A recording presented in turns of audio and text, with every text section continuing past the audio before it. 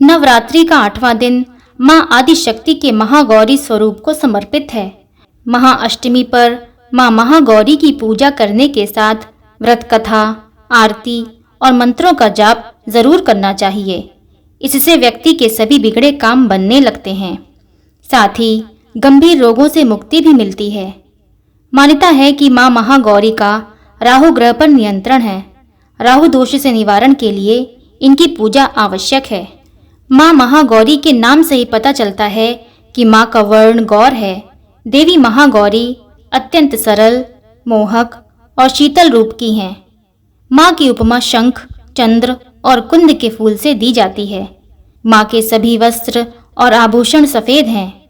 यही कारण है कि इन्हें श्वेतांबर धरा भी कहा गया है। मान्यता है कि महागौरी की आराधना से असंभव कार्य भी संभव हो जाते हैं। समस्त दुखों का नाश होता है, सुख सौभाग्य की प्राप्ति होती है और हर मनोकामना पूर्ण होती है। वहीं महाअष्टमी के दिन देवी महागौरी की पूजा में व्रत कथा पढ़ने तथा सुनने से व्यक्ति के वैवाहिक जीवन में खुशहाली आती है। साथ ही कारोबार में भी सफलता के मार्ग खुलते हैं।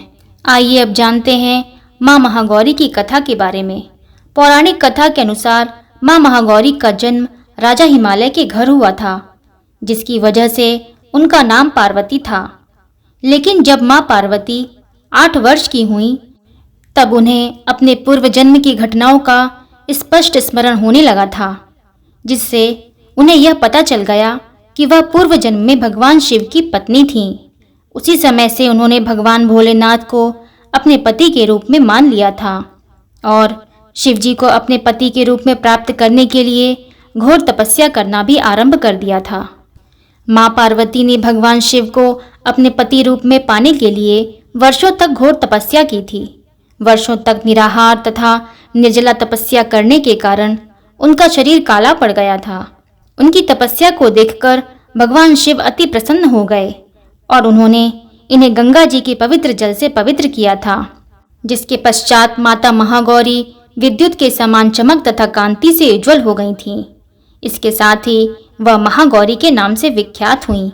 आइए जानते हैं अब माता महागौरी के मंत्र के बारे में, जिसके निरंतर जाप से रोग शोक का नाश हो जाता है। या देवी सर्वभूतेषु मां गौरी रूपेण संस्थिता, नमस्तस्यै नमस्तस्यै नमस्तस्यै नमो नमः। जय माता दी।